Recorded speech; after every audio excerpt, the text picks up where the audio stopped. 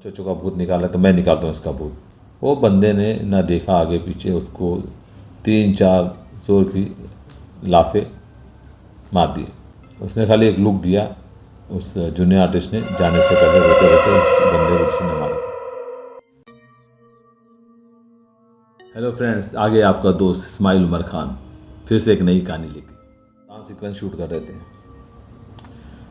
तो जो हमारी कोरियोग्राफर थी उसकी एक असिस्टेंट थी, बहुत ही दबंग टाइप की, मतलब अच्छे अच्छे को रुलाते। अचानक वो चालू शूट में उसने रोना शुरू किया। अब सब पूछे उसको क्या हुआ, तो बताने का नाम भी नहीं ले रही। रोज जा रही नॉन स्टॉप रोती रही। जब देखा कि उसको रोना बंद नहीं हुआ तो उस कोरियोग्राफर ने अपने असिस्टेंट को घर भेज दिया। तब किसी को समझ में नहीं आया, तो लोगों बोला कुछ पर्सनल प्रॉब्लम होगा, कुछ वजह होगी जिस वजह से रो रही हो, जो हम लोग से शेयर नहीं करना चाहती हो।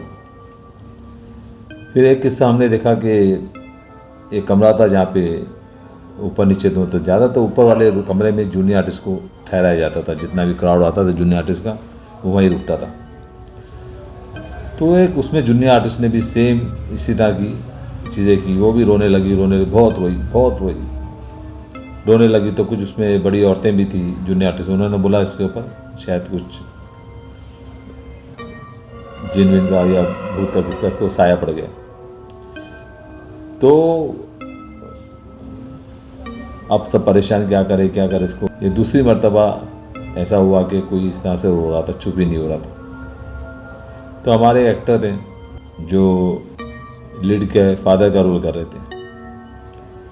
अरे उन्होंने कहा कि अरे मुझे बताओ, मैं अच्छों का भूत निकालता हूँ, मुझे पता है। तो शायद वो कुछ डॉक्टरी की पढ़ाई की थी उन्होंने, तो थोड़ा ह्यूमन साइकोलॉजी के बारे में जानते थे। तो उन्होंने उस पॉइंट ऑफ व्यू से अच्छों का भूत निकाला तो मैं निकालता हूँ इसका भूत। तो वो लड़की उसके सामने जाके खड़ी हो गई, रोई जा रही। वो बंदे ने ना देखा आगे पीछे, उसको 3-4 जोर की लाफे मार दिए, ये गाल पे वो गाल पे। अच्छा तो उसका रोना और बढ़ गया। वो छुपी ने उसकी उंगलियों के निशान पड़ गए। अब क्या हुआ, उसने खाली एक लुक दिया, उस जूनियर आर्टिस्ट ने जाने से पहले रोते रोते उस बंदे को जिसने मारा था। नेक्स्ट डे मैं एक बड़ा सीन शूट कर रहा था जिसमें पूरी फैमिली खड़ी है, सीनियर एक्टर्स सब खड़े हैं। यही कैरेक्टर जिसने थप्पड़ मारा था उसको उस सीन में कोई एक्स्ट्रा डायलॉग बोलना था। वो डायलॉग बोलने के बाद उसको थप्पड़ पड़ने वाला था, अपने फादर से उसको थप्पड़ पड़ने वाला था। वो मैं एक्शन बोलता, वो डायलॉग बोलता, और जहाँ थप्पड़ पड़ने वाला है, जहाँ थप्पड़ पड़ने वाला उसके पहले वो रुक जाता और बोलता सॉरी 1 मोर। यह मामला 1 बार नहीं, 2 बार नहीं, 3 बार नहीं, 4 बार, कम से कम नहीं बोल के भी 10-15 बार हो गया। मतलब कम से कम 10 बार तो हो गया। अब वो उसी पॉइंट पे रुके, थप्पड़ खाने से पहले डायलॉग भूल जाए, कुछ हो जाए और सॉरी बोले। फिर हमने ऐसी चीज़ देखी जो आज तक मैंने अपने करियर में शूटिंग सेट पे इस तरह से किसी एक्टर का बिहेवियर नहीं देखा। तो हमने देखा जैसे उस लाइन पे फिर वो एक बार अटका हुआ थी, वो लाइन आई, उसको थप्पड़ पड़ने वाला था, वो लाइन वो नहीं बोल पाया। उसने अपने दोनों हाथ से अपने आप को चाटे मारना शुरू किया। नहीं बोल के उसने बहुत अपने को मार के लाल कर दिया। और अपना जो उसने पहना था, सफारी कुछ पहना था, उसने निकाल के फेंका और बोला नहीं करना है मुझे शूट, और बोला, और ये अपना सेट से वॉकआउट किया। तो लोग सब हक्का बक्का रह गए। एक दफ़ा मेरे साथ भी ऐसा हुआ कि मैं लंच ब्रेक के बाद वही जो कमरा, जो मेरे पास जूनियर आर्टिस्ट को जो कमरा दिया जाता है, उसके नीचे वाले कमरे में सब लोग, मैं खाना खा के सबसे पहले आ गया, तो मैं आके लेट गया था थोड़ी देर के लिए। तो किसी ने मुझे जोर की धक्का मारा तो मुझे लगा कि मेरा डीओपी जो है बदमाशी किया होगा, उसने मुझे पुश किया होगा और साथ में वो ये सुनने चल उठ। तो मैं झटके से उठ के बैठ गया और यहाँ देखा कोई नहीं था। मैं बाहर आया, फिर वो मेरे डीओपी को ढूंढता बाहर आ गया। सेट के बाद वो मिला, खड़ा था वहाँ पे बात कर रहा था जिससे। मैंने पूछा अभी तू भागा ना धक्का मार के? तो उसने बोला अरे मैं तो भाई अंदर ही नहीं आया, मैं तो अभी यहाँ पे आया हूँ, यहाँ पे खड़ा हूँ आके खाना खाने के बाद। और मैं है ना शॉक हो गया। तो जब हमने सारे डॉट्स मिलाए तो पता चला कि जब ये सेट लग रहा था तो एक एसी वाला एसी फिक्स करने के वक्त ना वो ऊपर से गिर गया था। और गिर के बेचारा मर गया था।